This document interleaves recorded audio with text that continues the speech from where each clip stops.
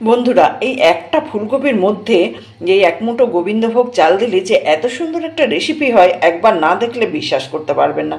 তাই আমি আপনাদের বলবো, ভিডিওটা স্কিপ না করে পুরোটা দেখুন, দারুণ সুন্দর রেসিপি হবে।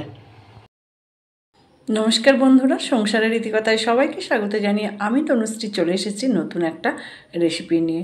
অনেক সময় বাড়িতে বাচ্চারা বায়না করে এটা ওটা খাবার জন্য, বা আমাদের নিজেদেরও ভাবতে হয় কি রান্না করব। আর বাজারে তো এখন শুধু ফুলকপির ছড়াছড়ি, কিন্তু সেই ফুলকপি খেতে আর তো ভালো লাগবেই না, এখনই লাগছে না, এরপর তো আরোই লাগবে না। সেই ফুলকপিটাই যদি একটু অন্যরকমভাবে করা যায় তাহলে কেমন হয়? তাহলে দেখুন, সঙ্গে থাকুন, দেখতে থাকুন ফুলকপির একদম একটা ইউনিক রেসিপি। ফুলকপি আর এই গোবিন্দভোগ চাল, এই দুটো জিনিস দিয়ে এত সুন্দর রেসিপি না দেখলে বুঝতে পারবেন না।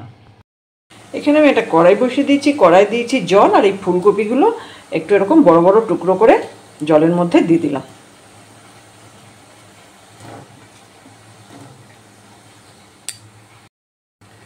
আর এখানে দিয়ে দিলাম 1 চামচ নুন, আর দিয়ে দিলাম সামান্য একটু হলুদ গুঁড়ো।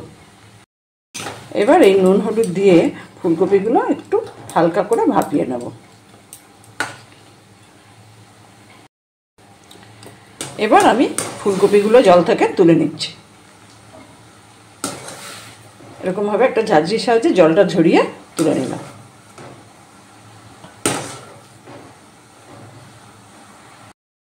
আর আমি কড়াই বসিয়ে দিলাম, আর কড়াই দিয়ে দিলাম সর্ষের তেল।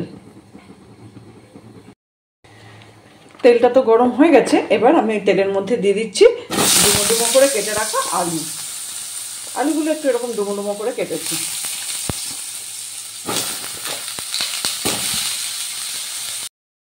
আর দিয়ে দিলাম 1 চামচ নুন, আর দিয়ে দিলাম সামান্য একটু হলুদ গুঁড়ো। এবার নুন হলুদ দিয়ে আলুগুলো একটু লাল লাল করে ভেজে নেব। আলুগুলো তো লাল লাল করে ভাজা হয়ে গেছে, এবার আমি আলুগুলো তুলে নেব।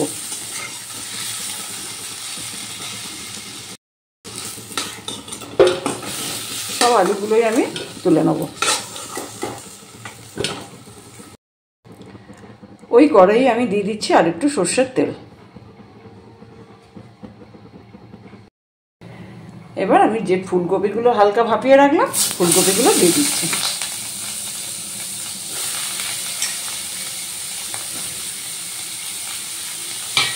এবার ফুলকপিগুলো একটু লাল লাল করে ভেজে নেব। ফুলকপিগুলো ভাজা হয়ে গেছে, এবার আমি ফুলকপিগুলো তুলে নেব। সব ফুলকপিগুলো তুলে নেব। কড়াইয়ে আবারও দিয়ে দিয়েছি তেল। এবার তেলের মধ্যে আমি দিয়ে দিচ্ছি 4 টুকরো দারচিনি, একটা ছোট এলাচ, একটা শুকনো লঙ্কা, আর এই 2টো তেজপাতা। এটা ফোড়নের জন্য দিলাম। এবার ফোড়নটা একটু ভেজে নেব। এরপর আমি দিয়ে দিচ্ছি একটা বড় সাইজের টমেটো কুচি করে কেটে দিয়ে দিলাম। এবার আমি ওই তেলের মধ্যে দিয়ে দিচ্ছি কাজু আর কিশমিশ। কাজু আর কিশমিশগুলো একটু ভালো করে ভেজে নেব। এবার আমি একটা বাটিতে হলুদ গুঁড়ো, জিরে গুঁড়ো, লঙ্কা গুঁড়ো নিয়েছি, এটা গুলে পেস্ট বানিয়ে দিয়ে দেবো। এবার এই মশলার পেস্টটা দিয়ে দিলাম। এবার মশলাটা ভালো করে কষিয়ে নেব।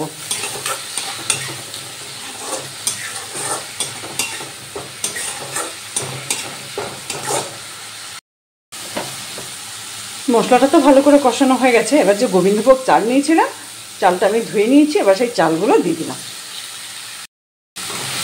এবার মশলার সাথে চালগুলো ভালো করে কষিয়ে নেব।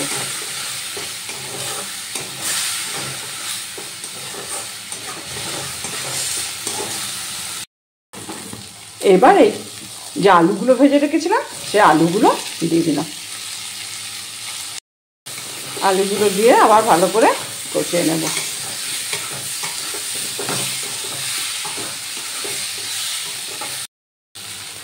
এবার দিয়ে দিচ্ছি জল, তা গরম জল দিচ্ছি। দিয়ে দিলাম গরম জল। এবার দিয়ে দিলাম স্বাদ অনুযায়ী নুন। এবার আমি একটা ঢাকা দিয়ে দিলাম। এবার ঢাকাটা দিয়ে একটু ফুটতে দেব, তারপর দেখাচ্ছি। ফুলকপিগুলো কিন্তু এখন দিইনি, ওগুলো পরে দেবো। এটা তো আমি 5-6 মিনিট ফুটিয়েছি। এবার আমি ঢাকাটা খুলে দিচ্ছি। এবার যে ফুলকপিগুলো ভেজে রেখেছিলাম সেই ফুলকপি ভাজাগুলো দিয়ে দিলাম। ফুলকপিটা তো সেদ্ধ হতে বেশি সময় লাগবে না, আলুটা লাগবে বলে আলুটা আগে দিয়েছিলাম। এবার এই ফুলকপিগুলো আমি এর সাথে একটু মিশিয়ে দিচ্ছি, দিয়ে আরও 5 মিনিট এটা আমি ফুটিয়ে নেব যাতে ফুলকপিগুলো নরম হয়ে যায়।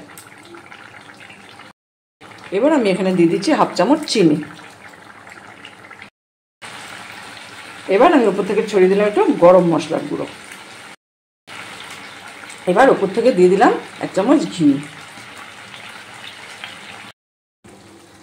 এবার আমি গ্যাসটা অফ করে 5 মিনিট স্ট্যান্ডিং টাইমে রাখছি, তাহলে এটা আরেকটু শুকনো শুকনো হয়ে যাবে। তারপরে আপনাদের দেখাচ্ছি। একদম রেডি হয়ে গেল ফুলকপির একদম ইউনিক রেসিপি। খেতে কিন্তু ভীষণ ভালো লাগে, বাচ্চাদেরকে দিলে বাচ্চারাও খাবে, বড়রাও খাবে, আঙুল চেটে খাবে, আর বারবার অনুরোধ করবে বানানোর জন্য। তাই আর দেরি কেন, একবার বাড়িতে বানিয়েই নিন।